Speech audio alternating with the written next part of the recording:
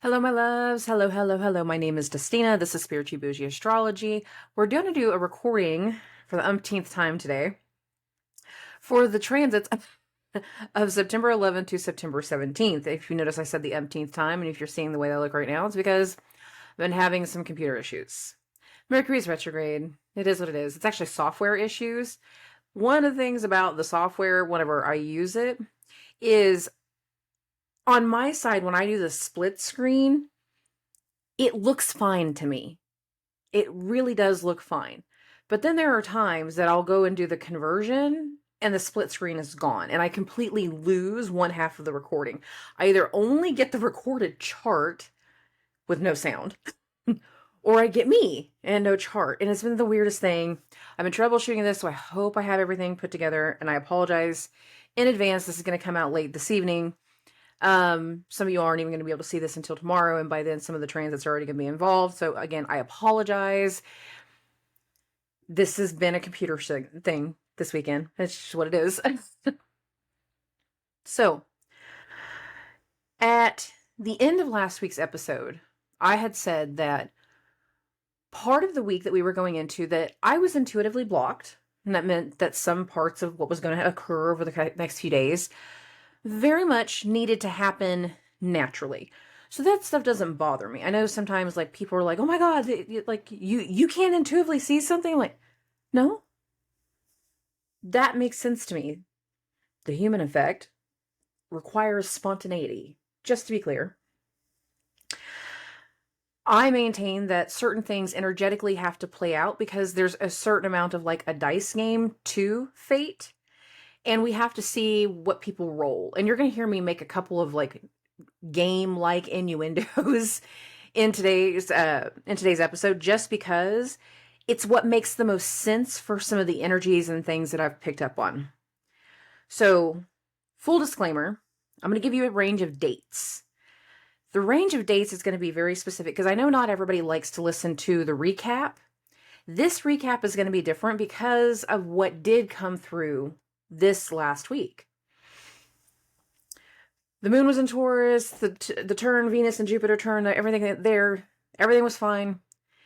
When the moon went into Gemini, I got a lot of downloads. Now, for those that don't know, I am a Scorpio rising. Scorpio rising, from a whole house system, your 8th house is Gemini. I'm a walking, talking 8th house person, and especially since Mars left, it's like I've really noticed it now, like it's like clockwork. The moon goes into Gemini and I just get downloads. That's basically what happened this time. And in a 2.5 day span, I had multiple things coming back through, things that I've actually already experienced. And whenever I go back and I look at the transits tied to those, I get more. There's an energy activating this week and into next week that is going to be tied not just to what has just occurred over the last week, but is also going to go back all the way to stuff from April. Certain things that played out, certain events that came through, certain transits that occurred.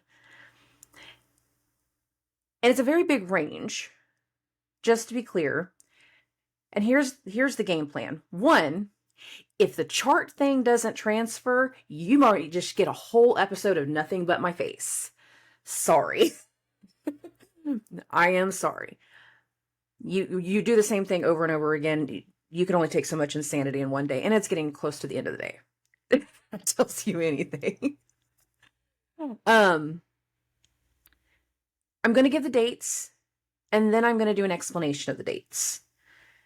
So, the reason I want to do that is not everybody likes to do the recap, and it's one thing for a 10-minute like recap. It's another thing for me to go like 2 months back in the recap.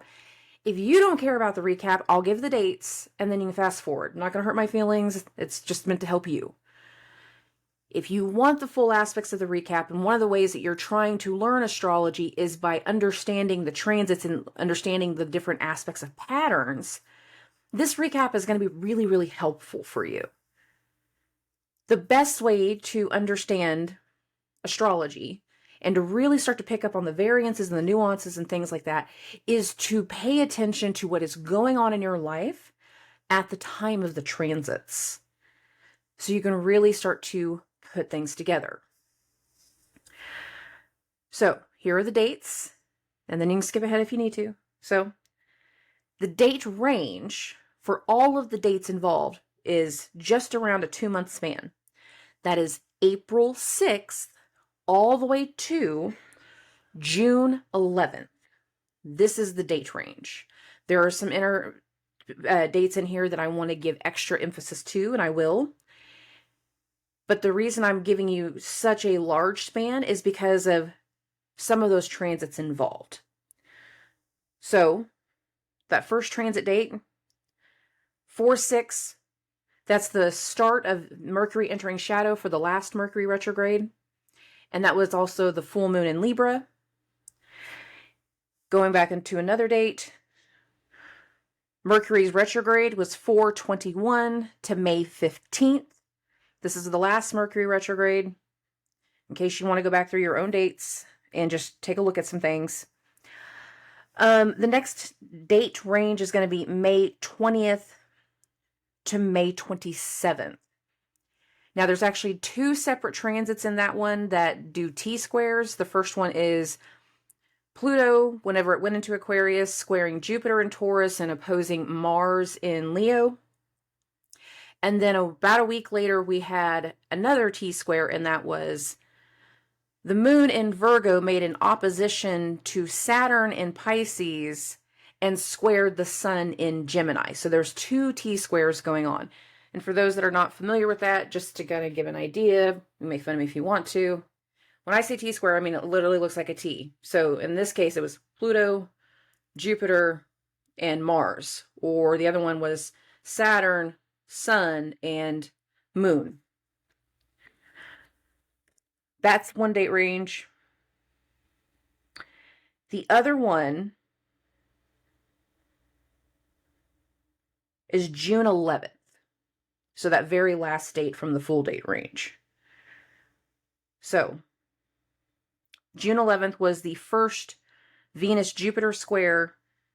It was when Jupiter went into shadow, and it's also when Mars was at Venus's point of shadow. And these 2 things are kind of what ties into some of what I feel like is activating over these next 2 weeks. Just to be clear. Now, let's go with that first date. That full moon in Libra, 4/6. So the full moon in Libra perfected at 16 degrees of Libra. And whenever I went back and I looked at that, I don't know why it didn't click before, but it did now. So call it an unblock if you want to. But what clicked was that full moon in Libra was at the same point as Mars's rebirth in October of 11. October of 21. Sorry. 11 of 21. So we're looking at a time frame already from 2 years back that had another activation this spring.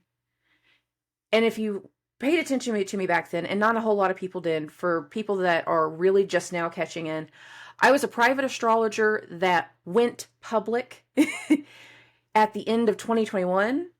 And literally at the beginning of this year in the springtime, I started the podcast. And I started the podcast because when some of the crazy transits were happening in March, it was because the thing that was coming through in my meditation was head down, mouth shut. Do not engage. Don't get involved. Whatever's about to hit is not yours to get involved in.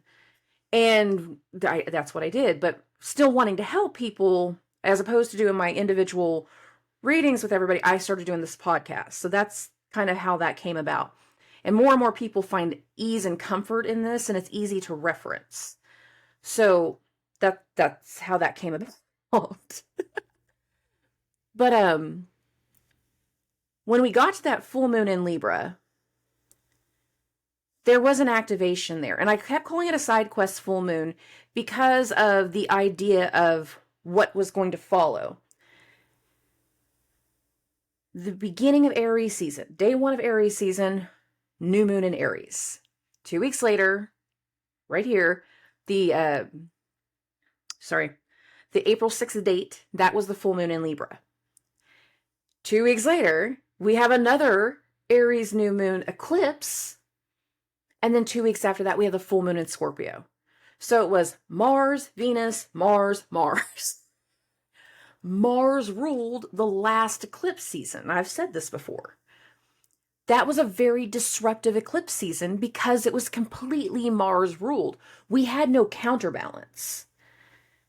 Usually, your counterbalance would have to do with the fact that the opposite sign of whatever we're in, the North Node was, of course, in Taurus, the South Node was in Scorpio. So in this case, we should have had a Venusian eclipse that balanced the Martian eclipse. We didn't. We had Mars fueling Mars. And where was Mars that whole time? In Cancer. Reactive emotional Cancer. Don't get mad, Cancer placements. I get it. My Mars is in Cancer. My natal Mars is in Cancer. So emotionally and reactive sometimes. It happens. Now, there was a reaction. There was a lot of reacting and a lot of things that were just kind of bubbling to the surface. People were making very jolty, necessary decisions. We started making shifts. And that even played into what happened in that Mercury retrograde, which the Mercury retrograde is a part of these dates. That's why I'm bringing that all together. That led into some of the effects of what happened during the Mercury retrograde. Because the Mercury retrograde started right in the middle of, or right at the start of eclipse season. May 19th, and I mean, April 19th. I've done this a couple of times and I'm getting tired if you can't tell. April 19th, new moon eclipse. We had 420, and I remember standing outside. I was building my strawberry garden beds, and I just like, this is the most limbo energy feeling day. Oh my God, I can just feel it. It was weird. It was a funk. It was so weird. It was a limbo day. And then the next day, 421, was the start of Mercury retrograde. There was the turn. Very odd energy. Now, while that was going on, 2 sets of energy started to play out for people. We had the actual eclipse axis disruption, but we also had Mercury revealing things. And it was revealing things tied to fixed people in our lives and tied to what happened during the Mars retrograde. The reason that was not because Mercury was having a retrograde. It was actually because of Venus's mutual reception with Mercury during that time. Mercury was going through a retrograde in the sign of Taurus, specifically between 5 and 15 degrees. Put a pin in that. We're coming back to it. While Venus was in Gemini. While Venus was going over areas of the sky that Mars had been in for 8 frickin' months. In some ways, Venus was trying to fix that. And Venus was trying to heal, and she had the best of intentions. She was working coincided with Mercury. When you have 2 planets in mutual reception, in layman's terms, this is a house swap. Mercury was in Venus's sign, Venus was in Mercury's sign. They were working together. Think The Holiday. The movie The Holiday with Cameron Diaz and Kate Winslet. Winslet? Yeah. Think of that. House swap. If anything broke, you had to call the other person. Anything that happened in that person's house, you needed to let them know, vice versa. Something happened in your house, they needed to tell you. That's what was going on. As a long-term situation started to change in front of us, for us, that long-term situation was a couple of different things for people. Sometimes it had to do with your client. Sometimes it had to do with a coworker. Sometimes it had to do with a relationship. Having something revealed about a person. And if it was specific to relationships, a lot of times it had to do with certain things that were decided upon during the Mars retrograde. We had a aftermath effect that came through with that Venus in Gemini timeline. However, not everybody comes from a point of integrity. And that's going to feed into even some of the stuff that's going to happen this next week. So kind of put a pin in integrity. There have been people, in general, people, companies, situations that during that Mercury retrograde where people had their stuff revealed, the different situations of like, I'm gonna bring a story up, and this one is actually a public story. It's not one of my clients, so I'm not hurting anybody by bringing this up. There's another YouTuber that I follow, and her name is Swoop. Swoop does documentaries of things that are going on that aren't necessarily getting covered in mainstream media. Sometimes it is, like she's covered certain like court cases, but there's one particular story that's been very, very recent. And whenever I went back and I look at the timeline of how some of those things have unfolded, I can see the astrology. I can. She has one particular story, and it's going around another YouTuber by the name of Colleen Ballinger. There's not a whole lot of the Colleen part I want to bring into this, except for a lot of the things that started getting exposed by about Colleen was at the end of that Mercury retrograde. Some of the things that came through were at the end of it, whenever we were starting to wreck, shake up, distort fixed images. At the end of that Mercury retrograde. I'm telling you, it all plays out. But there was another effect that happened in that story, and that was of the victims that came through. The people that had been abused, the people that had been hurt. You can see the hurt and the pain in their stories, but you can also see that something else got uncovered. And this is a public thing. I want to repeat that again. This is a public thing. I can attach one of the links to the description so you guys can go watch this yourself. There was a public situation where, of the people that came forward claiming abuse, a fox got in the hen house. Somebody came through that was not like the others. Try to proclaim, try to wear a mask, but nobody can wear a mask forever. And over the course of this Venus retrograde, that mask has been revealed. And I think the guy's name again was Johnny. I think. I'll send the link. It'll be in the description. You can literally, if you watch that whole timeline of how the stories come out, how her uploads are, and some of the things that she references, you can see the astrology. If you think back to those timelines of where we kept talking about the manipulation or not having certain things clear, you can see the astrology coming out. It's very, very clear. And literally the last episode, the one I'm thinking of, she uploaded like right at the start of this most recent Mercury retrograde. And I gotta be clear, one of the things that did come through this last week is that this Mercury retrograde does tie back to the other one. There is a clear indication of the tie back, at least to me, and I will tie that together here in just a minute. But I'm letting you know that, like, there's a Mercury retrograde pattern in that one too. It's very interesting to see, and it's the best way I can describe something to you guys without actually like breaking down something in my own personal life or other people's. Sometimes even with examples, they can get too close to home, and I'm not trying to do that. That's a really good setup where you can actually see how the astrology manifested in someone's life, and they would have no clue that that would have been a part of the manifestation, to my knowledge. I don't know what she does. I don't follow her for that. But it's a really great example. There were people that got exposed. There were things that got exposed during the last eclipse season. It was disruptive for a reason, but it was so disruptive. And it hit so many people so hard that what followed was when the dust settled, we didn't know what worked and what didn't, what was good and what wasn't. Suddenly there was a lot more wreckage than we anticipated. When the fox got in the hen house, the fox wasn't easily noticeable. It had a good mask. It had the right stuff from Acme. Cartoon references are coming in galore, I promise you. But there was an awareness that followed. I apologize.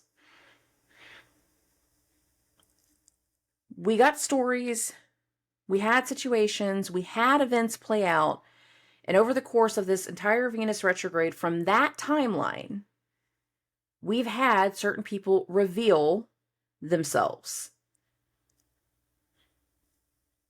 That's all tied together. Now, the other thing is May 20th to May 27th. That was the timeline of the T-squares. The first T-square was the most exact between May 20th and May 23rd, but there wasn't anything really grand that happened. It was more grand awareness in a lot of ways, like more focused on a small change. It should have felt bigger, but it wasn't. There was seeds planted, though.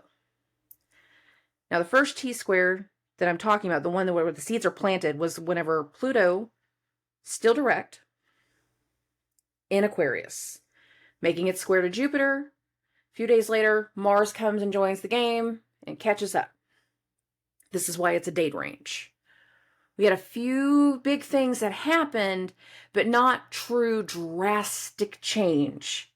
And one reason, and I said this back then, that I didn't feel like we were getting as big of a change as we were hoping for, was because Jupiter was conjunct the North Node for all of May. The North Node, for those that don't know, is an indicator of the head of the dragon. Dragon wants to eat everything in sight. There is no stomach, there is no belly. That's the South Node. This is a dragon with no body. And it was eating hope, eating the prosperity, eating up our savings, eating up the funds. The North Node was conjunct Jupiter. And a lot of people started to feel like money was slowing down during that time. That correlated to that.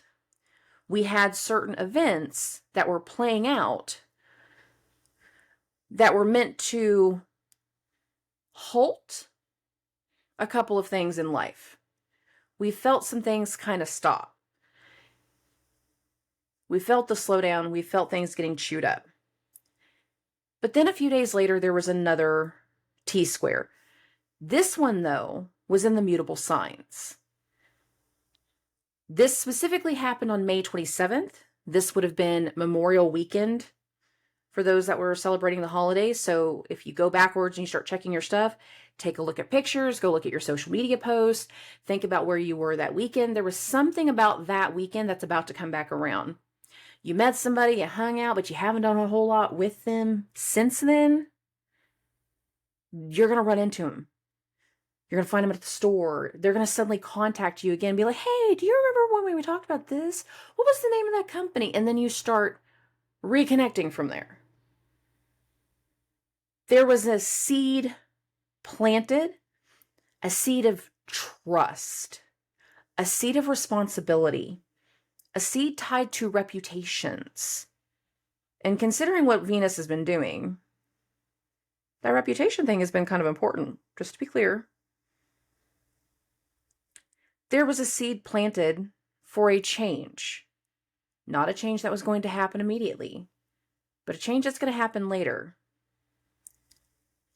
The next part of that event is about to come through in the next few weeks. I saw that very clearly. Now again, at that time, Saturn was slowing down. Saturn was at 6 degrees. Once Saturn got to 7 degrees, literally within a month of this date, Saturn turned retrograde. The sun is always direct. So by the time that Saturn was turning retrograde, the sun was in a whole new sign. The sun had went into Cancer. But in that moment, there was a T-square. There was a lot of questions as to who would be responsible, who was in charge, a lot of ego things. If you listened to me back then, I made a joke about, because I was going to powwow, so this was a great joke for this. Sometimes we don't know what chief to listen to. It was a powwow. The thing about the Native community is we're all aunties, we're all uncles. All of us, no matter. I don't know exactly who your dad is, but I'll find him real fast. Stop hitting the other kids. I'm going to tell my dad. I will tell him for you. Come on, let's go. We do not care. Discipline is not going to be like the worst thing in the world, but we are a village. We're going to say something. Everybody's an auntie. And the comment I made back then is sometimes we're not going to know who to listen to. Do I listen to grandpa? Do I listen to mom? Do I listen to dad? Do I listen to auntie? There was a lot of chiefs. A lot of people spend those types of holidays with their family. And suddenly you're like, oh, this is grandma's house, but I'm only supposed to ask mom. But mom said to go ask dad, and dad is gone. Like, I don't know who to talk to. A lot of elders. A lot of things around responsibilities. Other things came through that weekend. Go back and pay attention to whatever was going on, the 20th time frame, and then also the 27th. These all blend together. And I'm still not entirely sure how, but they do. The next one is the Venus-Jupiter square, and that was on June 11th. Now, if you listened to me back then, I said this Venus-Jupiter square, I'm counting towards the retrograde. I'm counting it towards the retrograde aspects. I said then it was because of Venus, but it's not necessarily because of Venus. It was more because of Jupiter. The first Venus-Jupiter square happened at 5 degrees. 5 degrees of Taurus, squaring 5 degrees of Leo. Jupiter entered shadow at 5 degrees of Taurus. The first Venus-Jupiter square was a part of Jupiter's shadow. It is a part of the energy that we will be going back to between now and December 30th. Just to forewarn everybody about December. Up until this Virgo Mercury retrograde, up until this one, everything has been in earth signs. We started the year, we had an entire retrograde in Capricorn. Second Mercury retrograde hit Taurus, whole thing between 5 and 15 degrees of Taurus. Remember, we have a pin in this number. Okay. And now we're in the other one. We're in the one that's in Virgo. We have a fourth retrograde. We have another one later this year. The other one is an anomaly compared to all the previous ones. And it will start a cycle of all the following ones. It will be split between Capricorn and Sagittarius. That Mercury retrograde is going to end January 1st. That's how we start the new year, is ending a Mercury retrograde. 2 days before that, on December 30th, that's when Jupiter is going to end its retrograde. Now here's the tie. Mercury will end its retrograde in Sagittarius in Jupiter's sign. Jupiter will end its retrograde at Mercury's point of shadow from the Taurus Mercury retrograde. Let's take that pen out now. September 4th, we started the Jupiter retrograde at 15 degrees of Taurus. Mercury started its retrograde at 15 degrees of Taurus. The direct things that activated in the Taurus Mercury retrograde are now a part of Jupiter's retrograde. Many of us, whenever we had those situations that were coming through in May, and we had that energy of so many things fell apart that we didn't necessarily know which piece was still working, which wasn't, what was good, what wasn't. So we had to trust.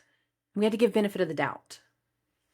For many of us, the lesson that we have to learn now that Jupiter is retrograde and certain things have revealed themselves over the last few weeks is the lessons of Jupiter. Many of us need to be better at trusting our intuition and trusting our initial instincts. If we feel like somebody is going to be a liar, they're going to be a cheater, a manipulator, or anything along these lines, if we feel this, then it's very, very likely that it's going to be true. Your initial instincts are so important. people cannot wear a mask forever. If we gave benefit of the doubt to someone that previously we would not have given it to, it's very likely we have now learned a lesson from that. There's a lot of emotional processing that has come through these last few weeks since the full moon in Pisces. And that specifically plays into parts of what was going on over the weekend into Monday, so into this new week. I said this in last week's episode. I said specifically that so much has gone on that once we get to the end of the week, a lot of it needs to be about emotional processing. We got a lot to think about. We got a lot to work through. The thing about that Pisces full moon is it brought up a lot of emotions to the surface. We became very, very aware of wounds and trauma that needs to be worked on. We became very aware in one way, shape, or form between the full moon and Jupiter turning retrograde. That was a good 5-6 days of span here. We became very aware of something that needed to be different and something that needed to change. There was a turn. For many people, it was an emotional turn. For some people, it was about our beliefs. We had a turn. However, full moon emotions, turning in situations, more things becoming clear and getting revealed as the moon was going through Gemini, ironically enough. By the end of the week, we needed to have a moment to process things. Whatever came through over the weekend, so Friday, Saturday, and into Sunday morning, whatever came through over the weekend was meant to make you aware of a wound that needs to still be healed. For some of us, it is a recent wound. It is tied literally to the shit of this year.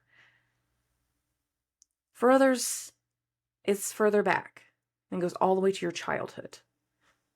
It goes back to things that you don't talk about anymore, you don't think about anymore, and you don't even realize is creating a rippled effect throughout time as to how you connect with people and how you trust. There is a wound that needs to be healed. For some of us, it is a generational wound. It is a generational trauma. It is something that we must realize happened to grandma and grandpa, happened to mom and dad. They took it out on us, and we have to be the person that is different and does not take our own emotions and our own insecurities out on other people. There's an awareness going into this week of something that needs to heal. Now, sometimes healing is accepting that things have happened, and it's accepting that it was not your fault. The reason I say that is because if you're going into generational trauma and if you're going into things to your childhood and you're in your 40s, you got a lot of people going through their Uranus oppositions right now. If you're in that stage, basically, Pluto squares, Neptune squares, Uranus oppositions, Saturn returns, if we're in these energies, the people that created that trauma for us, that did these things to us, they might not be here to apologize. They might not be here to take responsibility. And what part of the processing recently has been meant to show us where we need to forgive ourselves, what we need to think through, process, and release, because it is impacting and impairing our ability to connect healthy relationships now. If something happened to you in your childhood, you are not responsible. For those that need to hear the words, I'm sorry that you went through those things. I'm sorry that you feel the need to hold on to that wound. I'm sorry that nobody ever told you it was not your fault. I'm sorry it happened to you. I'm sorry it happened to me. I'm sorry it happened to us. Not a lot of people would take any level of responsibility. You have to take responsibility for your own decisions and understand sometimes letting go is just for the best of what's good for you. There was a lot of emotional processing, and there's a lot of betrayal that has come through these last few months. All of those things are going to be tied to Jupiter and the healing that needs to come through and the reclaiming of hope and empowerment. Now, in some ways, we have had some reclaiming of empowerment, and Venus has been showing that very well. Not every Venus activation has been horrible. Not everybody has been just dealing with the shadow of Venus. Some have had wonderful things with Venus. Women empowerment was very strong this summer. Definitely one of them. Top 3 names: Margot Robbie, Beyonce, and Taylor Swift, obviously. They stole the show. This was a great summer for empowerment. This is a great summer for understanding how to take your power back. Some of us have been trying to do that for a while, and we haven't been able to let go of the past, or we haven't been able to let go of those people that are holding us back. Part of what's going to be happening moving forward is moving away from people that hold us back, moving away from situations that are keeping us from excelling. That is a part of the energy that we are going into very, very soon. And when I say soon, I mean over the course of the next 6 weeks, roughly 6 weeks.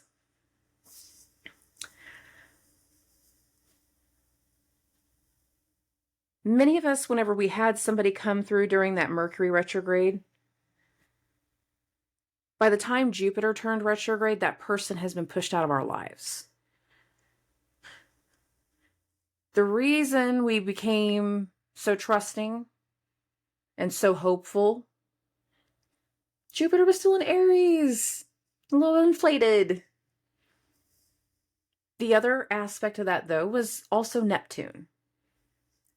Neptune had a very heavy touch through a lot of the transits in April and May and June, and it didn't really start to fall away until July.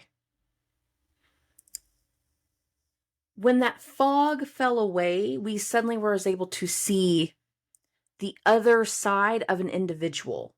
And that is what I mean by when the mask fell. Nobody can wear a mask forever. Things fall away. Things find a way to reveal themselves. For some of us, the reveal was seeing how much somebody else had changed. The thing is not everybody was brand new. What actually started to occur is you started to see a turn in somebody's behavior. You've been hopeful that we can find another solution. We can find another way to work through things. But as the summer progressed, hope fell away. And little by little, people are turning. They are turning away from others who take advantage of them, that hurt them, that trigger them. This is on so many levels. You watch the news, there's threats of strikes. I said in the month ahead I didn't say this in September, I said a lot more of it in August, that we were going to have things tied to like transit and transportation that are going to get hit. Duh. It came through, just in a different way than I was thinking. I was worried still about like the UPS stuff, but no, now the strikes are like literally with like Chevron. It's crazy. That's where the threats are.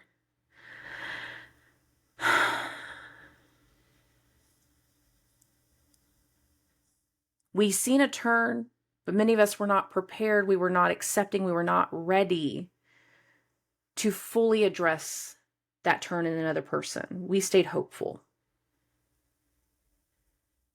But Jupiter turning retrograde removed some hope.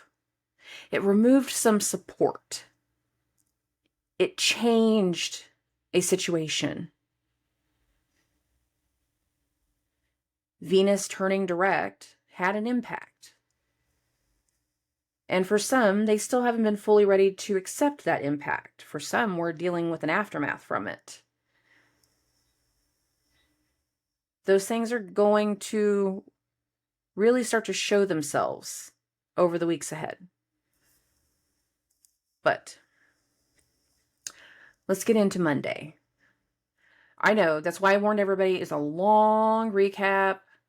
There's a lot of things going on, and I'll probably have a long closing. I've had the chance to do this like 6, 7, 8 times, so it's not like I ain't got no practice. Got a lot on my mind. Okay, while this is pulling up, I have the screen on Monday, September 11th. It is going to start at 2 p.m. Central Standard Time. The moon is in Leo all day. In the morning time, from 6 to 8 a.m. Central Standard Time, the moon is going to make a sextile to Mars. By the afternoon, most exact between 1:30 and 3:30, the moon is going to make a conjunction to Venus. And then a few hours later, specifically between 6 and 8, the moon is going to square Jupiter. I want to be super clear about Monday from the beginning. There is something about Monday and Tuesday, more so Monday, definitely not excluding Tuesday, though. I was like, so here we go. There's a lot of things that is tied to Monday that will directly tie to whatever starts going on this weekend. Let me say that again. Whatever frickin' happens on Monday and Tuesday directly linked to the rest of the week. For many of us, this week is a chain event effect. Day after day, a day, chain events that is going to lead to a turn, a shift, a break. For many, it's going to be a break. The break might not happen specifically this week. It might happen next week. But no matter what, we have a break coming in the energy. So,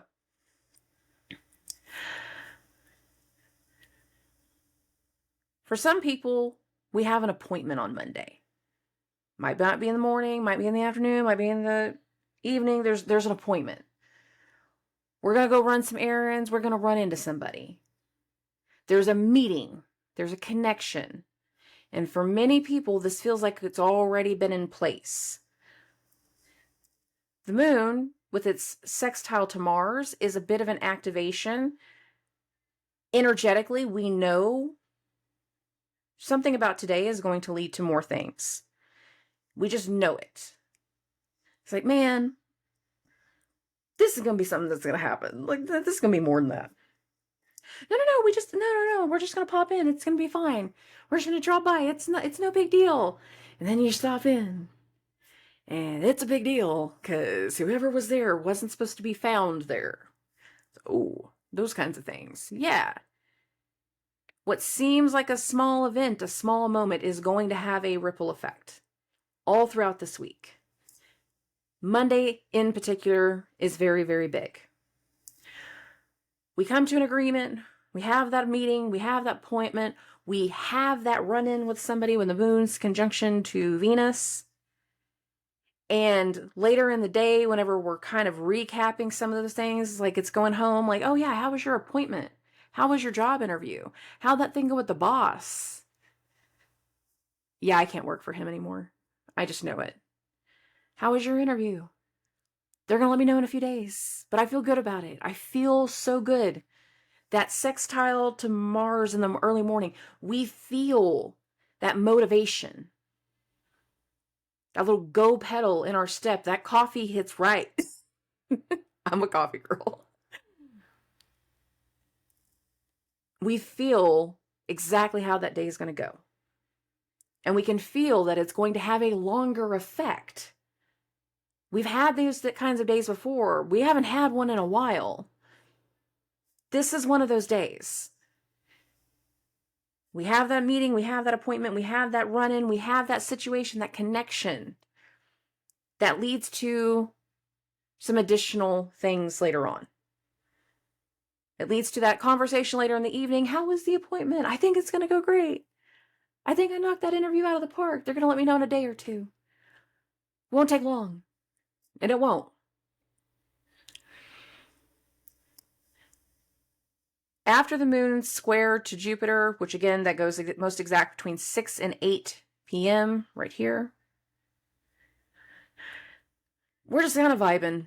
That's the energy for the rest of the day. If we're jittery, if we're excited, if we're hopeful, we're going to feel it. We're going to know it. And many of us are going to really have an internal activation as we get into Tuesday. So I'm going to keep bumping this forward. The thing about Monday and Tuesday is I can pretty well just get it to one part of the chart and then I can leave it there all day. And this is one of those. So in the early parts of the day, the moon is going to make a square to Uranus. Now this goes the most exact between 8:45 and 11:15 a.m. So on the screen, I've got it at 10 a.m. Here's the moon, 22 degrees, 56 minutes. It's making a square to Uranus at 22 degrees, 59 minutes. And overnight from Monday into Tuesday, Mercury hit the 8-degree mark. This is the topic. This is the communication. This is the situation that we're going to be stuck on, that we're going to be overthinking, that we're going to be reeling over for a few days until Mercury starts moving again. Just for a few days. So here's this. Mercury starting to station. We're getting very, very fixed on an idea, fixed on a conversation, fixed on how something's going to go. We're becoming more and more aware of a conversation that needs to be had, of something that needs to get revealed, of a turn. Whether we're changing something or we're waiting for somebody else to finally say something, we're aware that we're watching something. Some of us were watching somebody while they're taking care or they're going through their health things, and that's what we're paying attention to. We're waiting. We can see that there's a shift coming. We're becoming more and more aware of it. Sometimes we're watching our coworker who's been suddenly super quiet and like, you gonna do something soon. You about to quit. I hope it's a good show. I want to get this on TikTok. There's always something like that. There's an awareness here, but there's also a questioning. Now, this questioning would be specific to going back to the new moon in Leo. And that again was on April 16th. But I'm going to add to that, not just the new moon in Leo. I want to think about the events that tie to that new moon in Leo. The week before. So let's talk about August 10th to August 16th. The second Venus-Uranus square, August 10th, 11th. And that's when Mercury was in that first trine to Jupiter. That's going to come back up here in a minute. Put a pin in that Mercury-Jupiter part from 8:10. A few days later, we had the Venus Cazimi. A few days after that, we had the new moon in Leo. And that new moon was in a square to Uranus. Venus squared Uranus, Venus Cazimi, then the sun squared Uranus, and there was a new moon square Uranus. And there was a rumble of certain people just having a sudden excitement. People were posting things just randomly and excitedly, like, oh look, I got engaged. Oh look, we're gonna sell our classic car. Oh look, we're gonna like purge sell everything in the business. I saw like 5 of those. Not even like having clients in so many different markets. Like I get tagged and stuff sometimes. I'm like, oh look at that. Yeah, that would be, that's how that astrology paid out. Yes, you're correct. There was some things that played out, and now since then Uranus has turned retrograde. So there was some kind of excitement, something that we thought was coming together, and then all of a sudden there was a turn, and people were aware in some way of that turn. There was some arguing, there was some tension, there was some rumbling from it. There was an awareness right there. Now, this Moon-Uranus square, this is where the Venus-Uranus square was. The Venus Cazimi was at 20 degrees, but the Venus-Uranus square was at 22. The new moon was at 23 degrees, 0 minutes. Or the Sun-Uranus square was at 23 degrees in 0 minutes. This is 22:59. 1 minute difference. We are very aware that something has turned. This can be a questioning of the turn.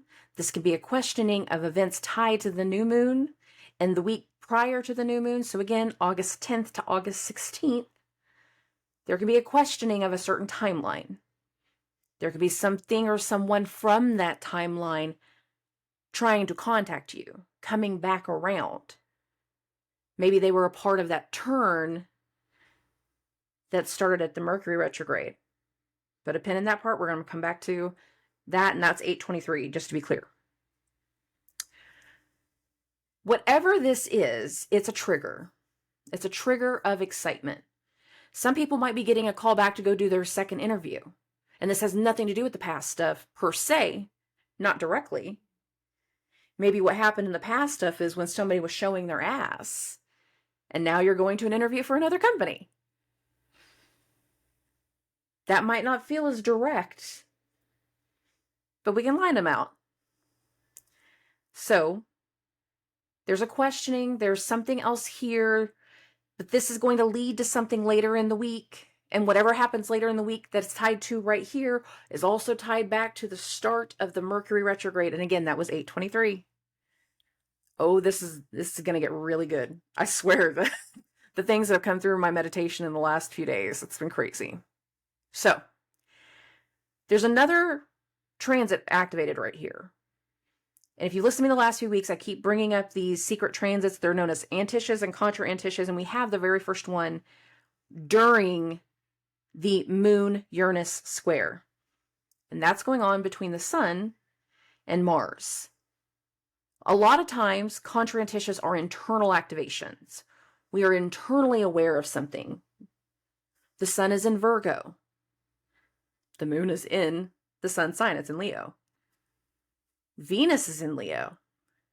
But Mars is in Venus' sign. If you fold the chart right here, this is specific to the Virgo, Libra,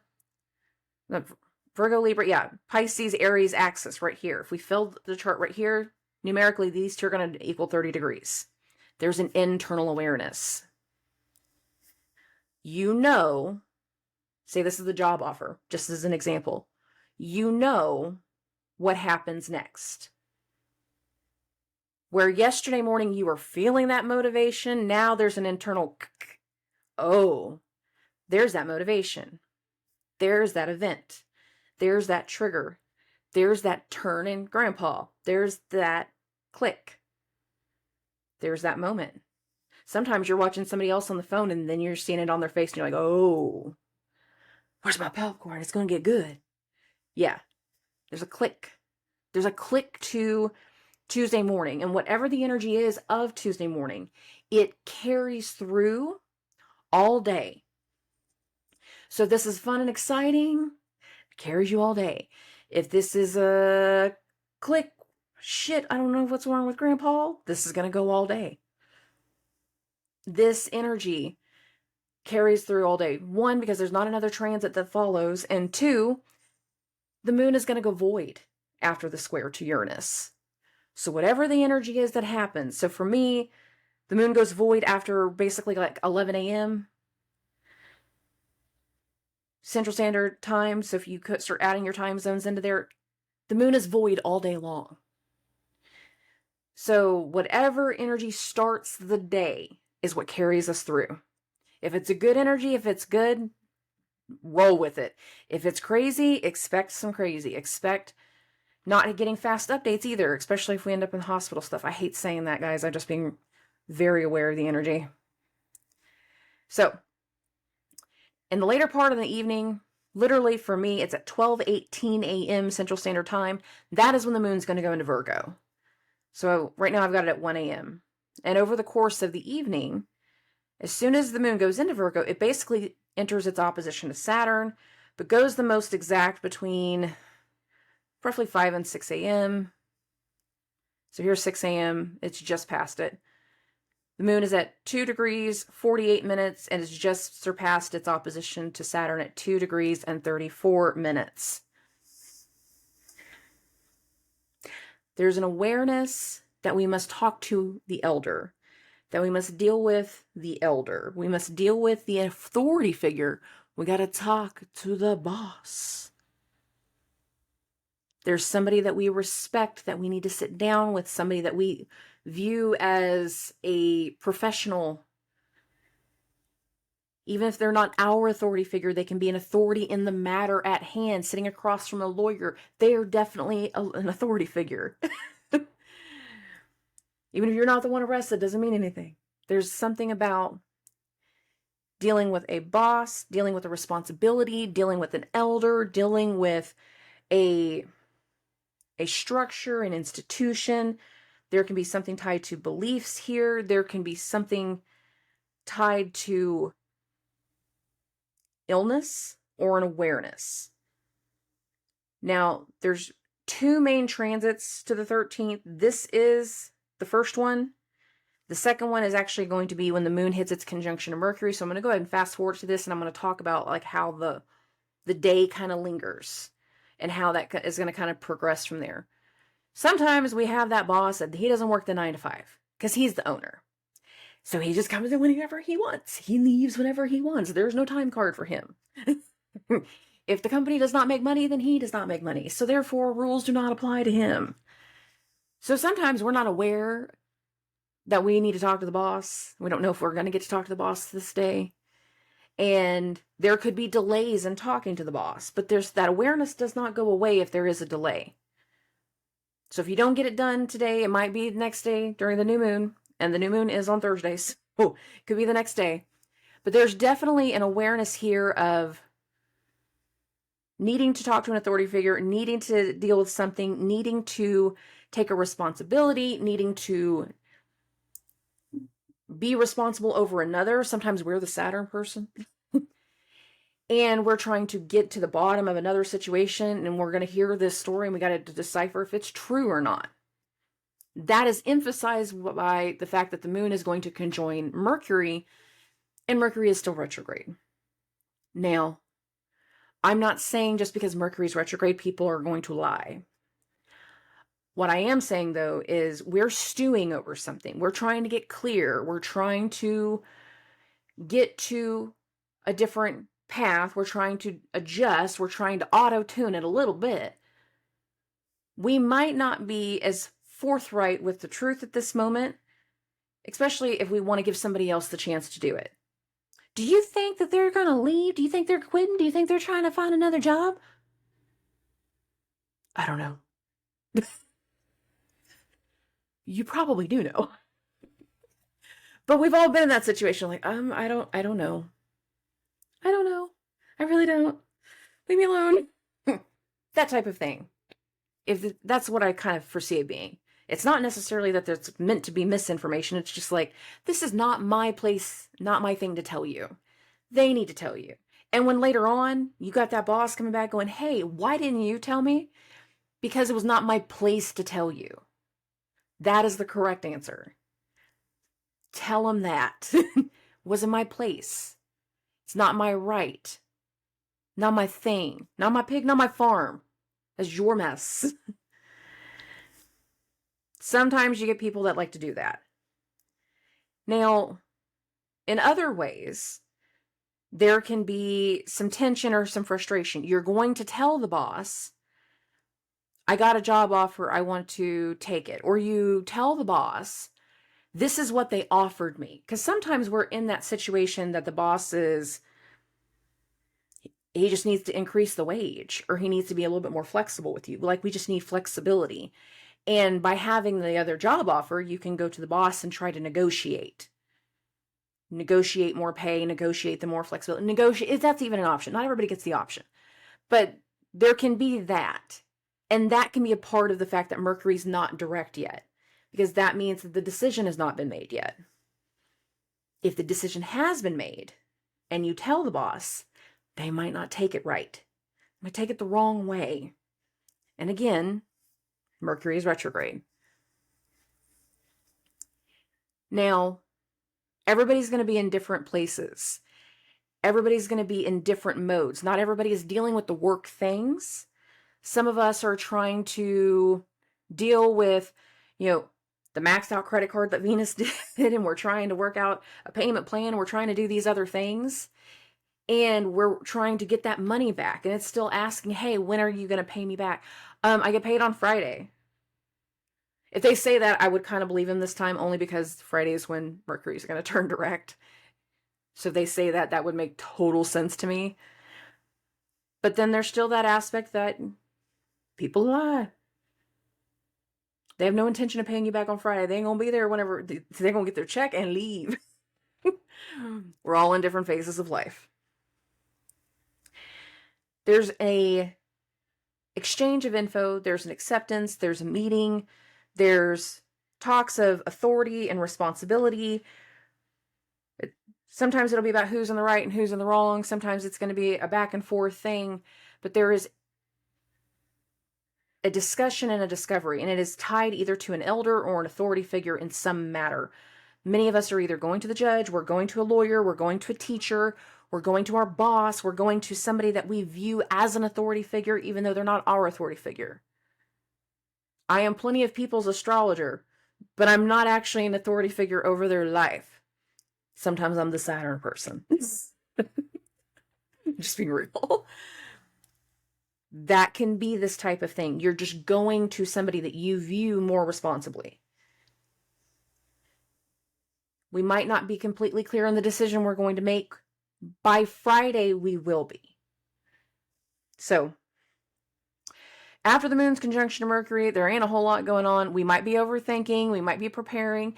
If we're excited about something or we feel really good, then that's a good thing. Some of us, if we just got called for that second interview, part of this day of the 14th could be literally accepting the job interview or getting the job offer then and accepting it and then trying to make that final plan as to how you're going to deliver the news to the boss. And again, that's probably going to be by Friday. So, getting into not Friday, the new moon in Virgo. I'm going to get to this first part in the morning and talk about this moon's trine to Jupiter and kind of start to tie this into, again, the weekend. But it's also going to tie back to last week. So again, what happened August 4th, August 6th, and August 8th? What happened? Mercury at 15 degrees, trine Jupiter at 15 degrees as Jupiter was turning retrograde. There was a turn. 2 days later, at 13 degrees, we had the Mercury Cassini. 2 days later, at 15 degrees, we had the Sun's trine to Jupiter. All of it was meant to be understood. All of it's meant to be supportive. All of it's meant to see something a certain way.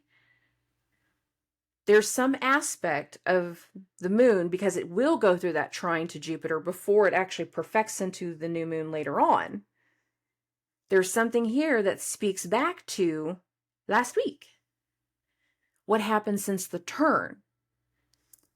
So what two timelines are we bringing together all at once this week? Things since August 10th and about to be August 23rd, so that whole time frame. And now things since Jupiter turned retrograde and Venus turned direct. So since September 3rd and 4th. Not saying the parts in the middle don't matter. I'm not. I'm saying the specific areas of the sky that are being highlighted right now. And the other curveball to this is the 15-degree mark. What happened and who was involved during that Mercury retrograde in Taurus? That can come back around too.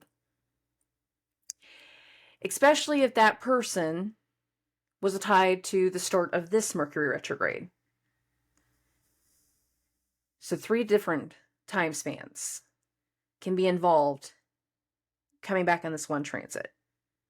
And I'm going as far back as necessary that I can think of, and as far forward as necessary I can think of.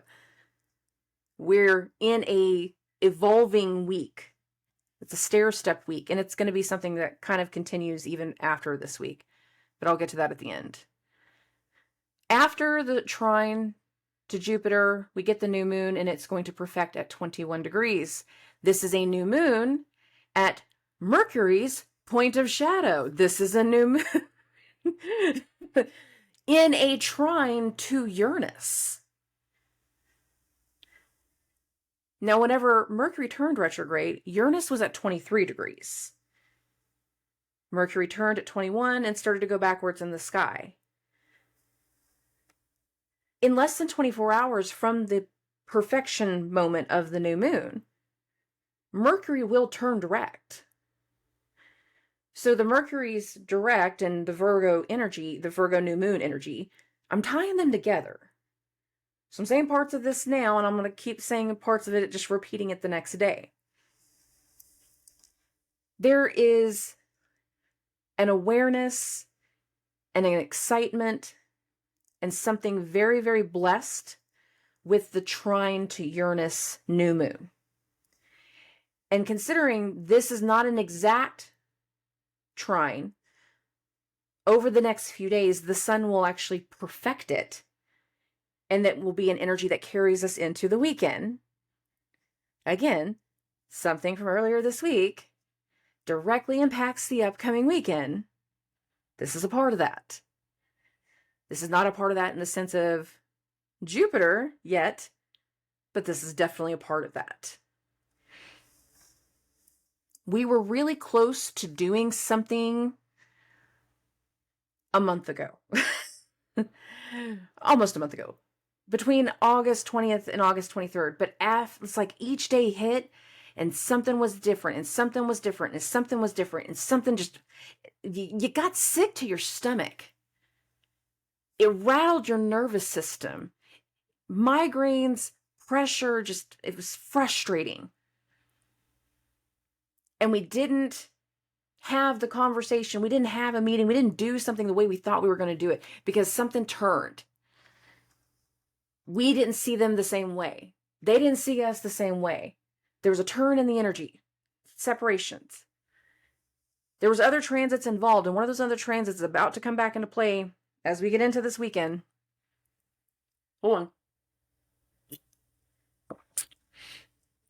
But this is definitely a renewed excitement, picking back up on something that we were wanting before the Mercury retrograde started.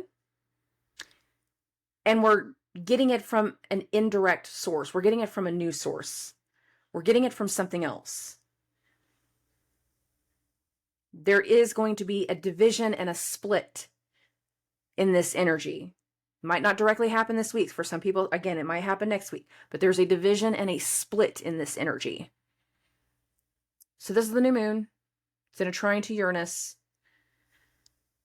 We want to start something new. We want to do something new. We're aware that we want something new. And there is an excitement. But there's also internally, between tonight and tomorrow morning, another internal energy that's building. And we're going to go back to those secret transits. This one, it's the internal side that's going to build. And then once we get into the actual square of Venus and Jupiter, which will perfect this weekend. So after this Anticia is done, we go from the internal buildup energy to the external real life awareness energy. This is a great transit that's going to show us like how internalized things can go to the external. So this ties to the new moon. This ties to the weekend. I promise you. Venus and the secret opposition to Jupiter, the Anticia's energy. We feel the buildup. We're excited with the sun's trine to Uranus, but we also realize this might not be a fun meeting. This might not go as well as I'm hoping. This might be weird. This might be hard to do. This might be hard to say. I don't know how they're going to act. And our mind is overthinking and we're overinflating some of the situation and we're not necessarily sure exactly how the reaction is going to go. The thing is, some of us are going to wake up in that cold sweat, bad dream energy of going, oh my God, they're just, it's break their heart. That is not that. This is the energy.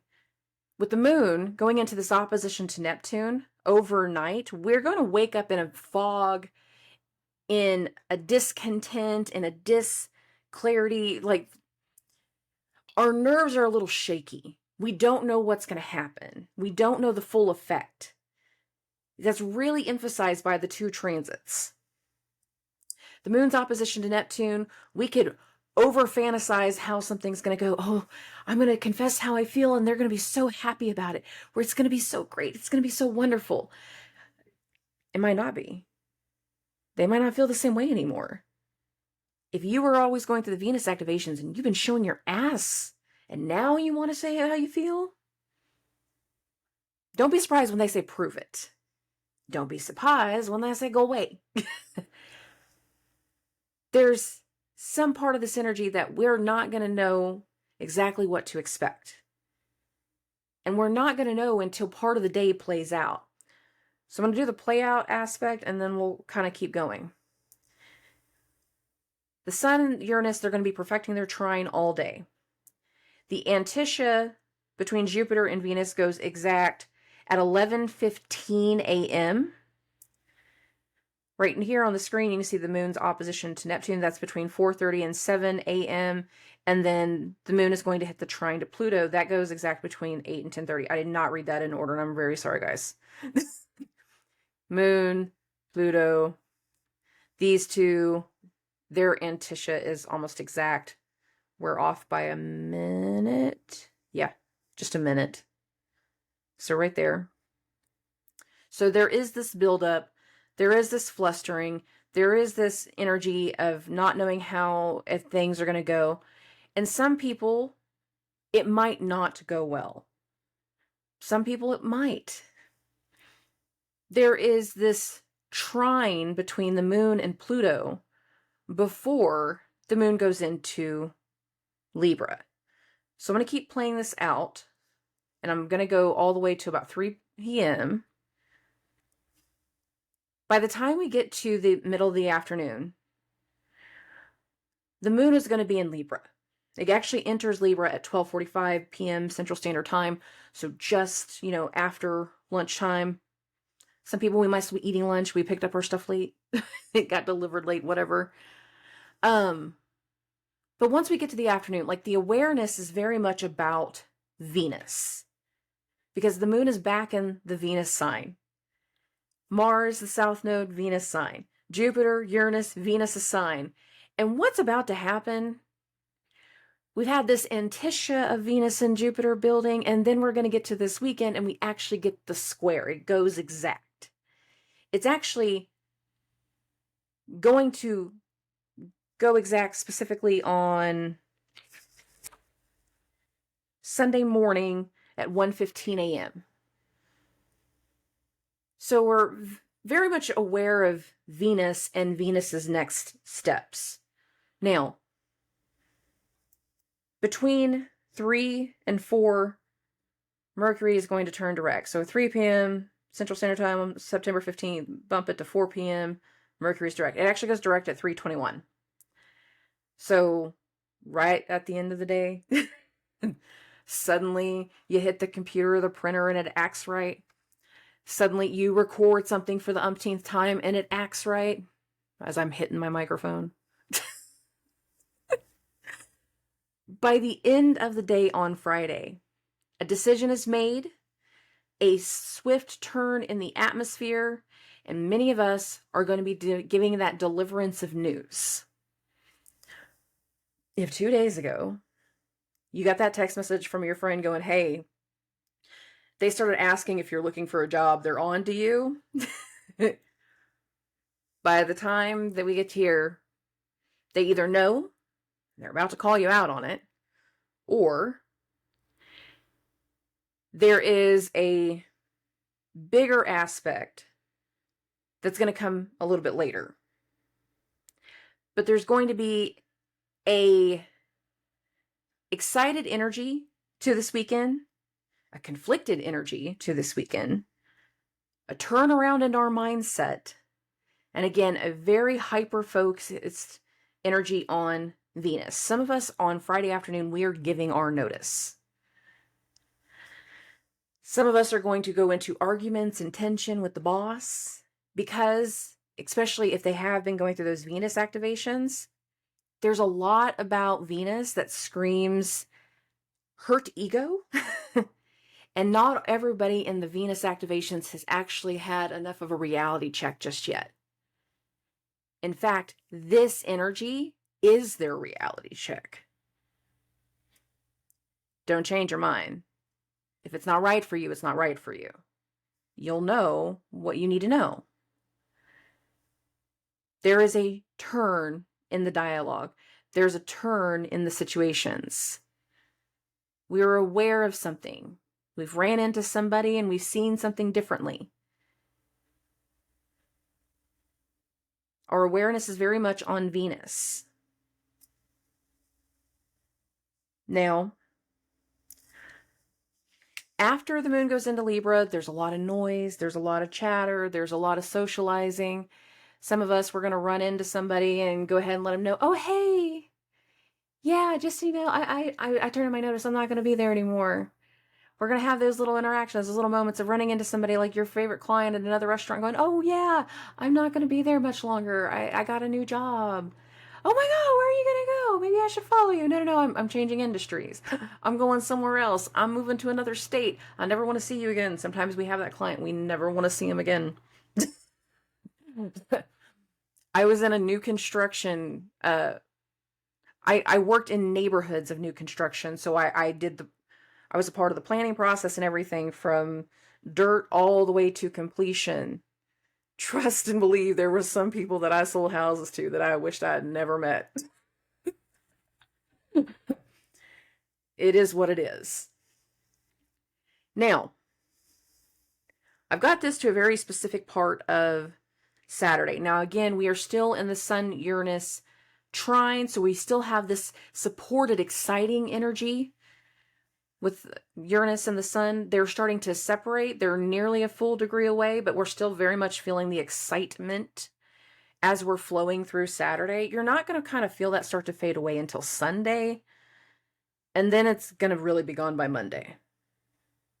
So, just to be clear, there is still some excitement, but there's also an awareness. So, I want to go back to what I said earlier this week. I want to go back to Monday saying there's some part of Monday that looks like it directly impacts the weekend. This is the impact. This is where we feel that impact. That morning, the moon made a trine to Mars, then it made the conjunction to Venus, then it made the square to Jupiter. Now, Venus has entered that square to Jupiter. The moon is going to make a sextile, or it's going to make the conjunction to Mars, and it will have the exact sextile with Venus. There's also an energy that's activating here that mathematically has actually been activated for 2 days, but actually activates here awareness-wise of some sets of actions that are going to follow. And I'm going to get more into this at the end for the closing than I am right now, just to be clear. But there's very much an energy of this that's going to tie back to Monday. And for some people, it's going to even tie back to August 20th to August 23rd. What happened at the start of the Mercury retrograde? That new moon in Virgo was at 21 degrees. That new moon in Virgo was at Mercury's point of shadow. And we brought new things in.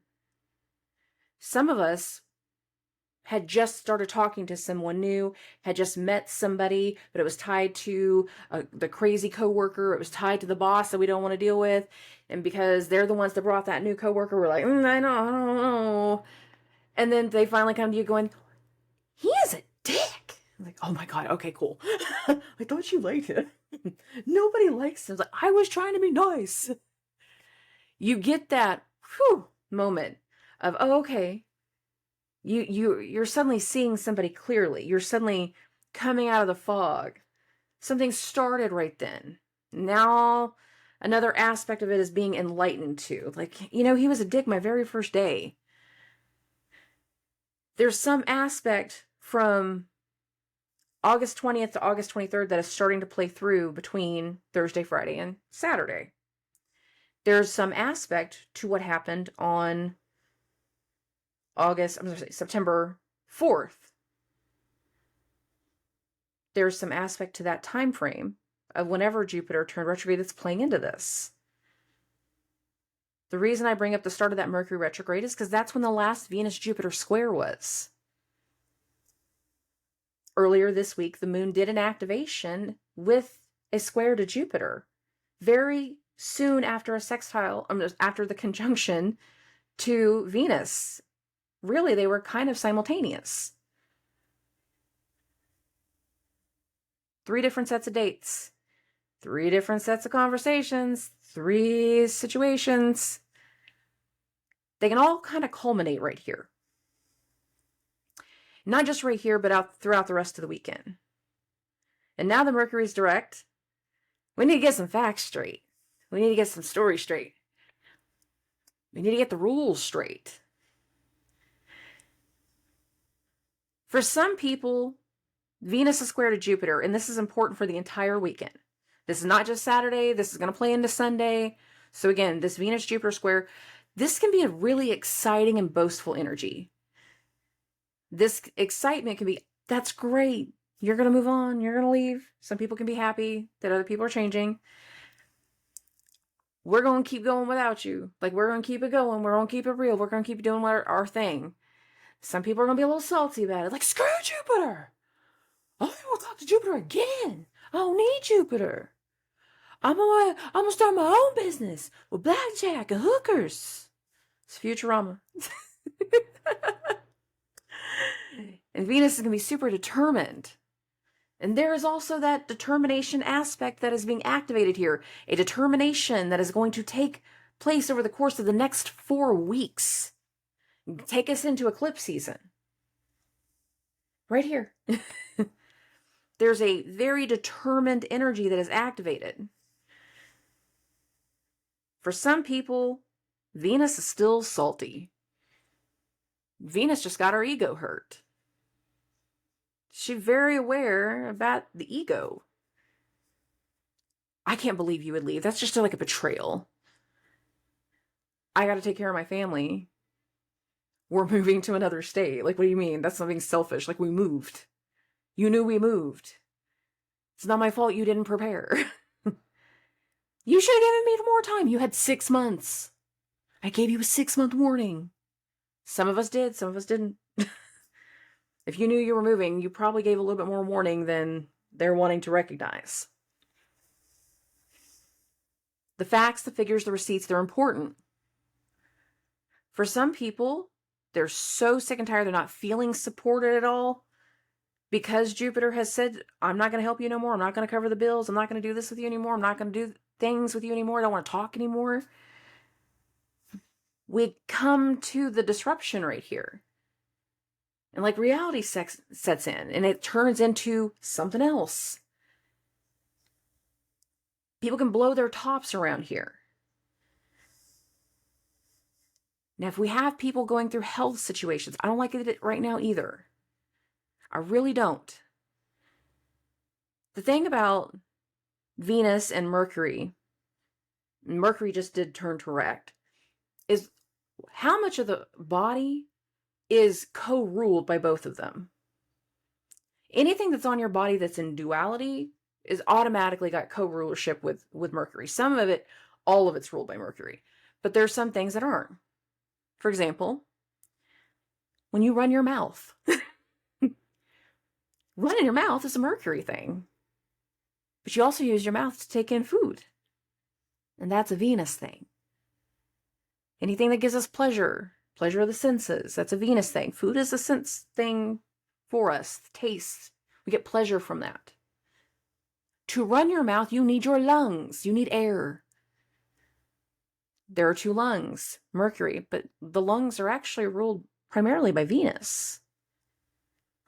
Because we need the air for life.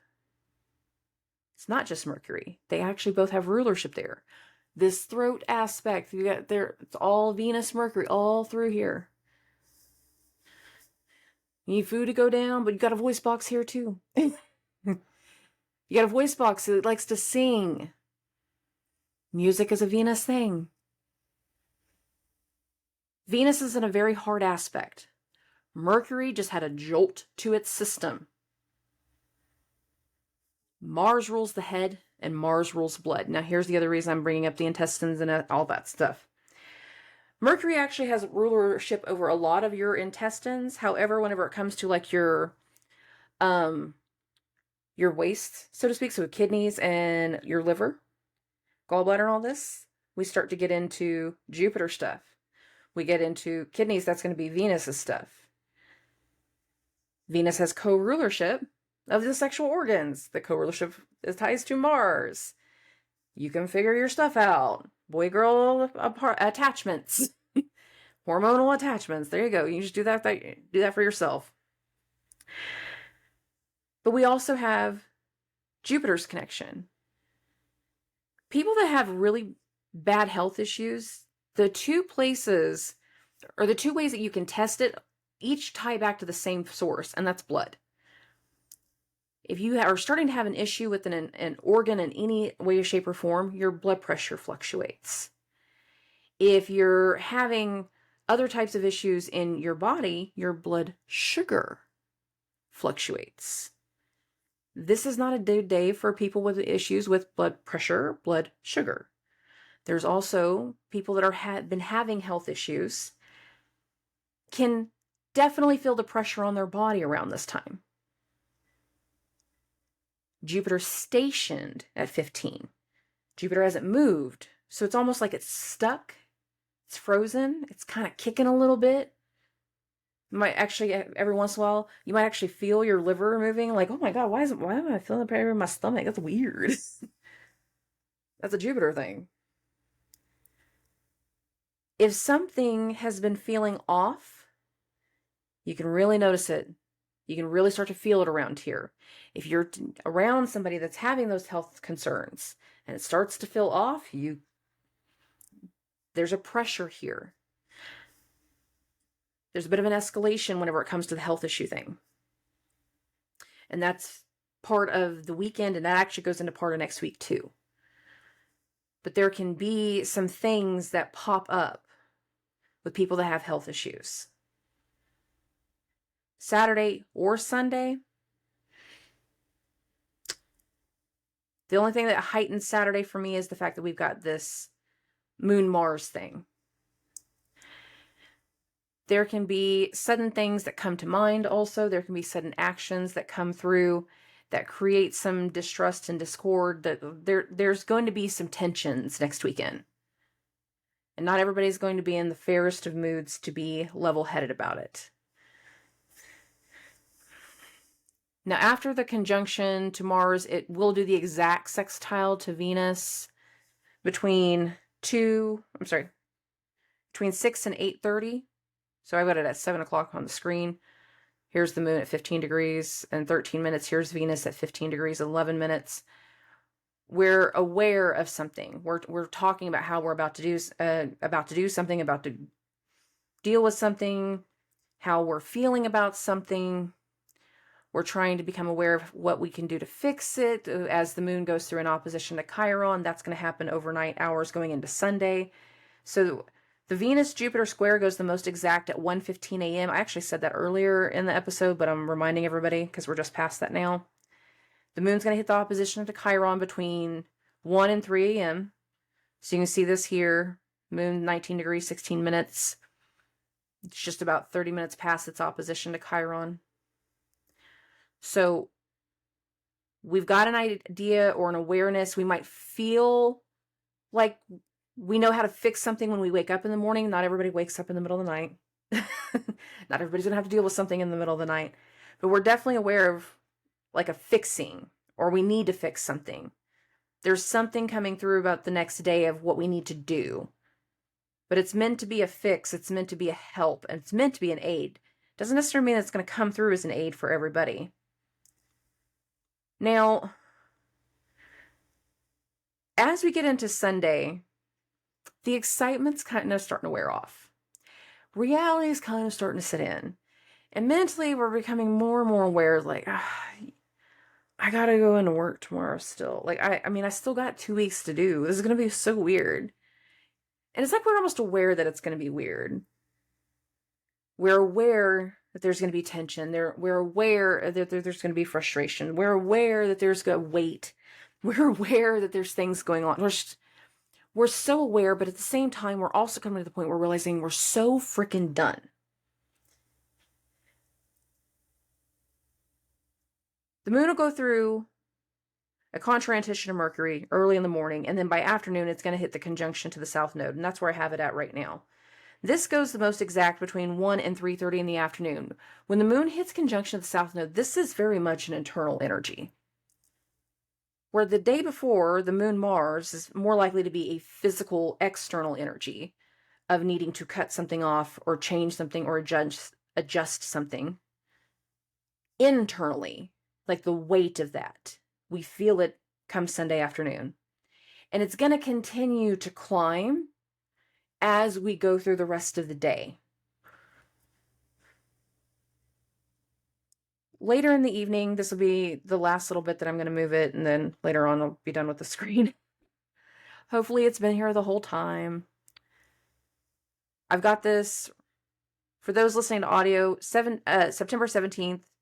I'm now at 8 p.m. The moon is just about to enter its square with Pluto, but it's also just having gone through an antitia to Saturn. Now, this is important only because this is both an internal awareness and an external awareness energy. We know it's going to go bad tomorrow. We know that we got to have a conversation tomorrow. We have to have a meeting tomorrow. We have an appointment tomorrow. We have to go into that office tomorrow, even though we don't want to go to that office anymore. We're very aware that something is off, that something's different, that something's changed, that something is adjusted.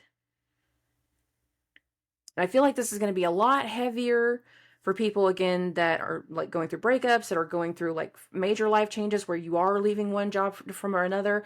And if you've been there for 3 months, you're probably not emotionally attached. But if you've been there for 15 years, there's some attachment. This place has been like home. Like you get attached sometimes. We become very, very aware that something is about to be different, that something is going to be hard or harsh or difficult. The internal awareness of Saturn and the moon play out very quickly with the external.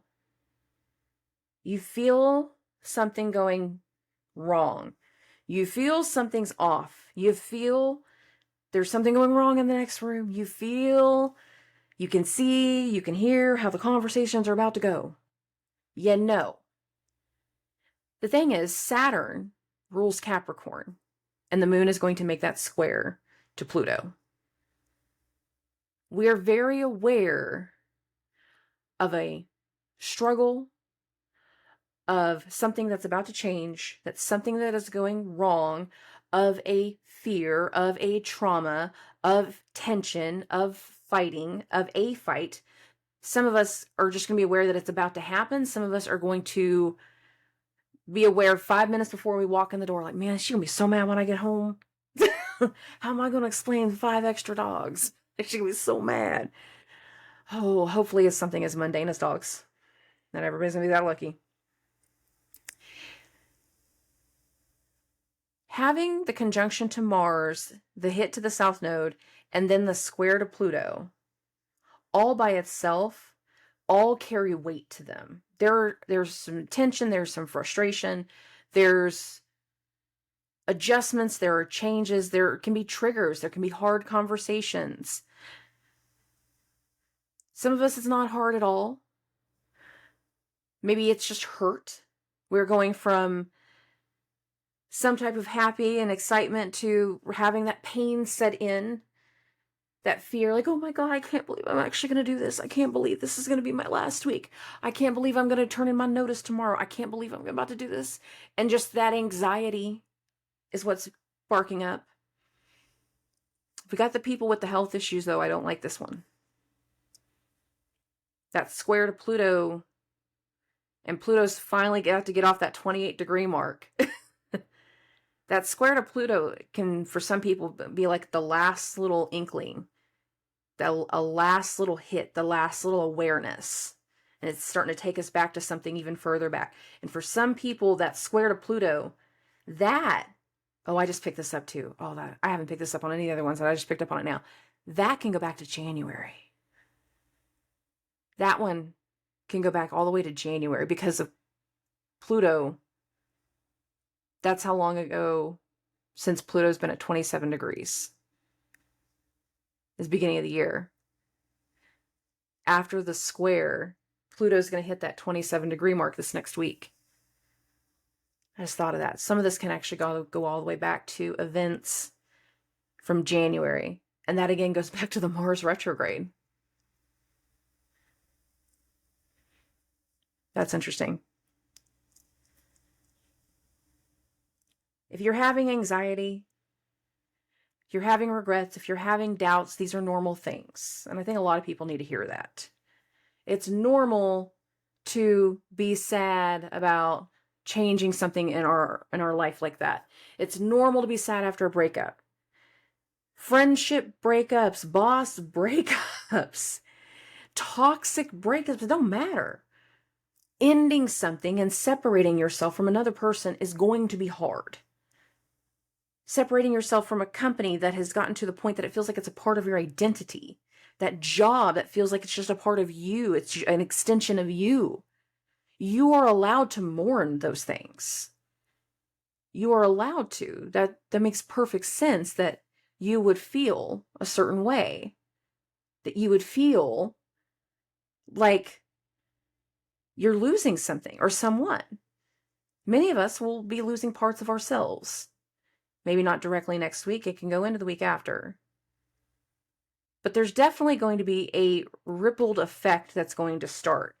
And I want to talk now about that Venus-Mars sextile that I was talking about before. Mathematically speaking, it actually starts on the 14th. Energetically speaking, I don't feel like it fully clicks in until that Moon-Mars conjunction over the weekend. I said this in the month ahead forecast, but I didn't put a lot of weight into it, but I did put it in there saying that there's going to be an energy that activates. That's going to be like every time one thing happens, another thing immediately clicks into place. Every time we do one thing, the next thing happens. And whenever I was meditating on this, what kind of came through for me was like, think of those cheesy 80s montage things that used to happen in the movies where they're like, oh, we need to completely revamp this space. And what you see is over the course of like a 6 to 8 week period, just all of these little clips of them painting the room and doing goofy things and dropping things off ladders. But then at the end of the 2-minute montage video and music and everything else, at the end of that, you have a finished space. The montage, the makings of the montage, all of those little events that you don't actually see play out, you just see the 5-second clip each time. That's the energy that I feel like with Venus and Mars it's about to start.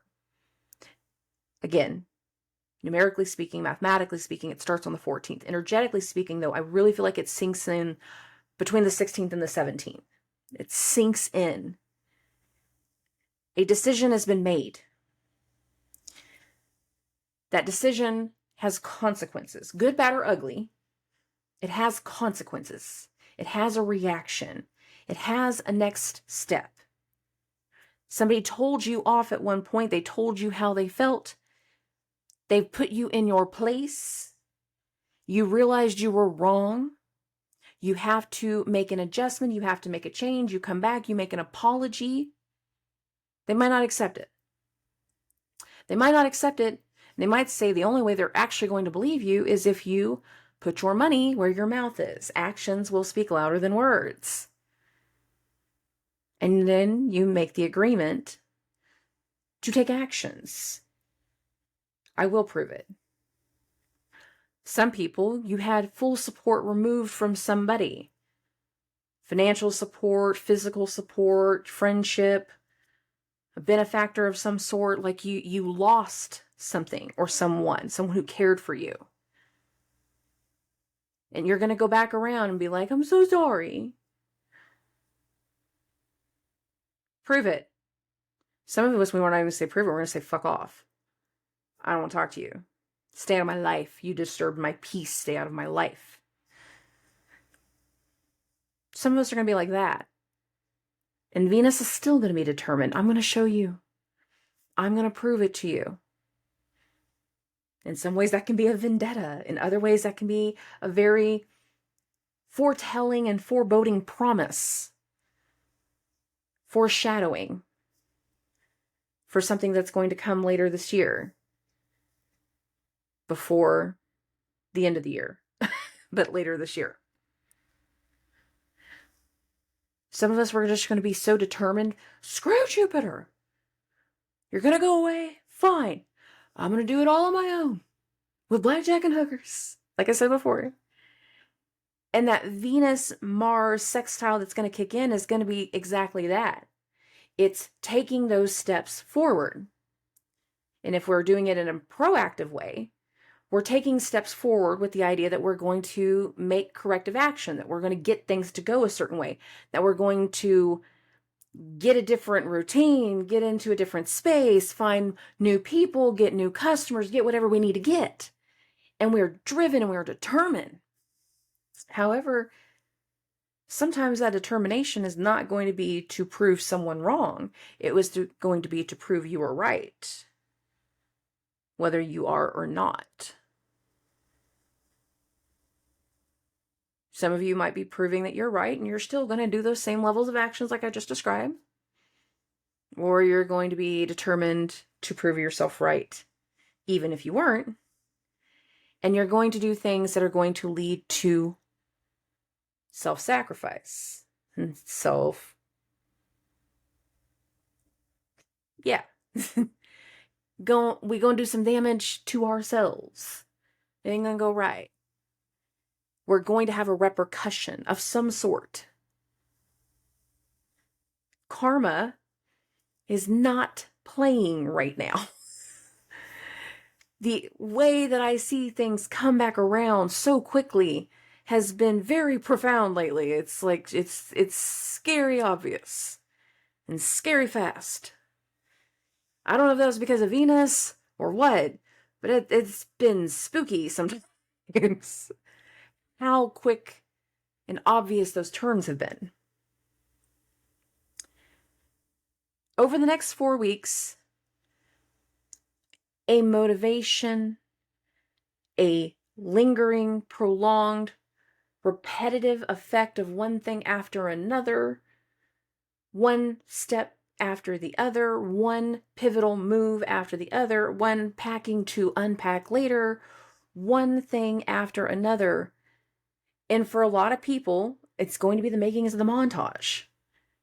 It's going to be all of the things, getting all the material on site, doing all of the prep work, doing all of the taping, doing the painting, doing the little goofy stuff on the ladder and paint on the face. It'll be all the makings of the montage.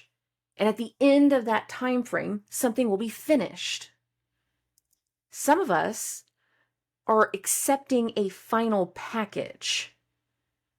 And we know a new chapter is going to come, but we've also made some type of an agreement to see somebody through to the end. And that doesn't have to be negative. It's more along the lines of, companies relocating or mergers or something like that, and a department is being downsized. But they need help making sure that the transition goes well. And they offer bonus packages and severance packages to people that see it all the way through. Like they contract through to October 10th or something like that. I said October 10th because that's when Pluto turns direct. But there's some type of like confirmation that you'll see something through, that you'll be a part of something until the end. For some people, that's knowing that the end is near for that family member or somebody else.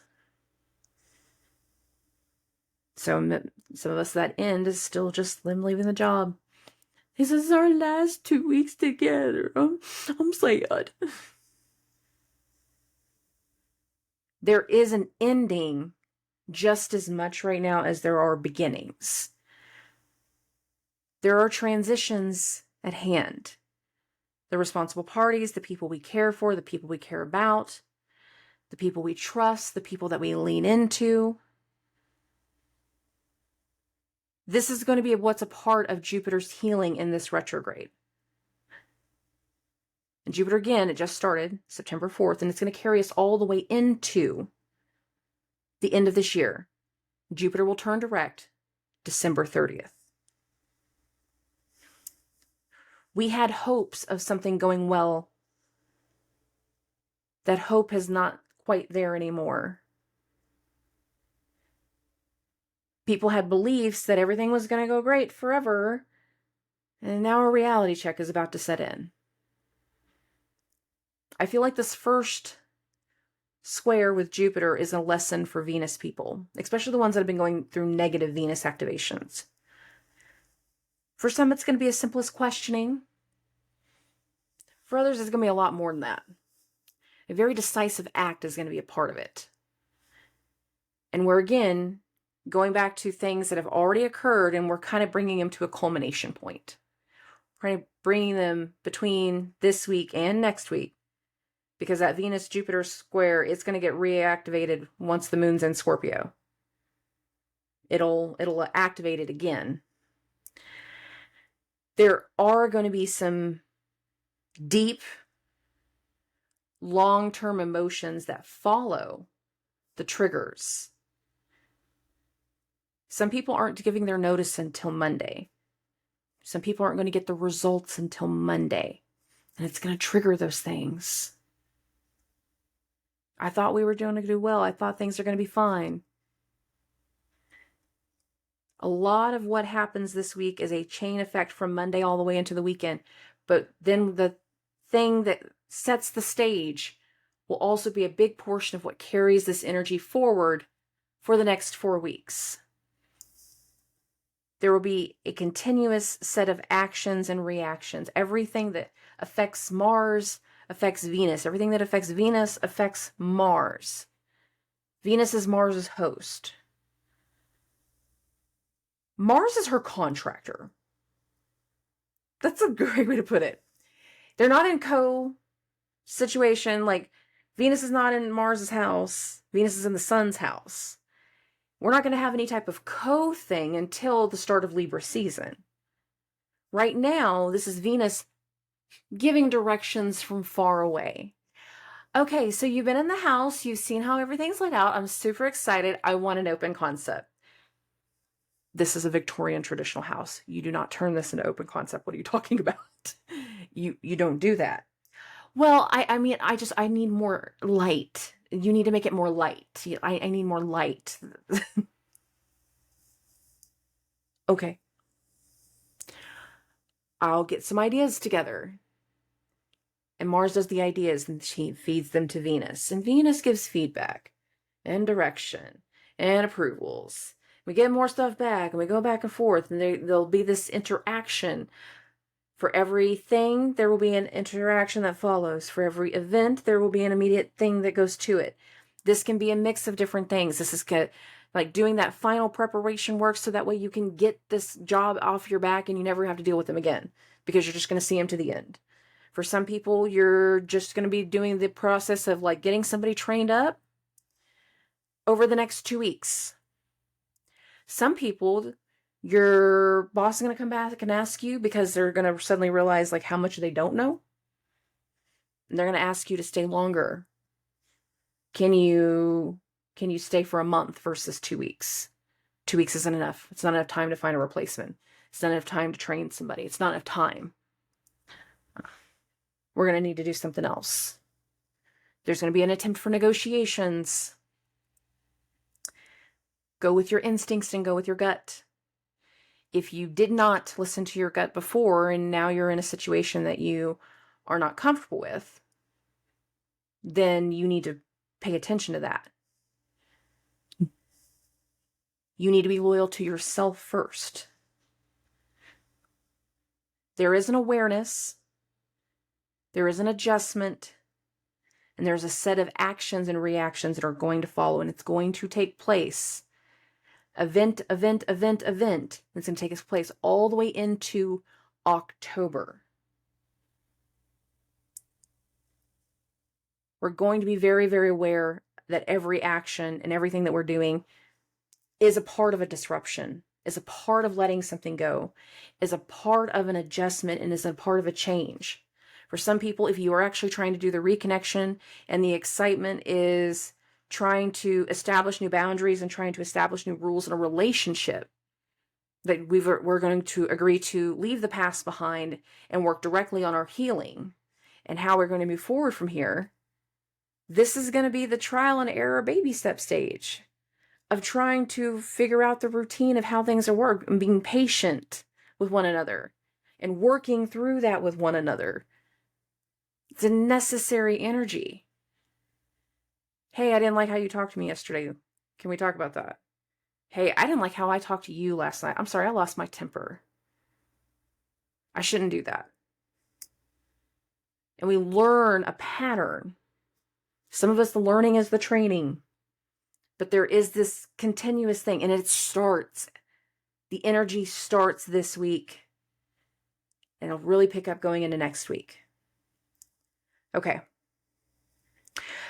As long as the energy behaves itself in my personal life, there should be a new moon in Virgo video here in the next few days. And of course, I'll do a breakdown based off of ascendant on that one. Hit me up with questions or concerns that you have. If you have seen anything certain like play out, like of course, send me the links or tag me and things. I love whenever you guys do that. I do sincerely appreciate all of the love and support. Thank you for the patience. The only reason the next video doesn't come out is if something goes wrong with my mom's health. Aside from that, everything should be great. I love and appreciate everything that you guys do. I love and appreciate every single one of you. I will talk to everybody, everybody very, I'm tired. I am so tired. Subscribe. Goodbye.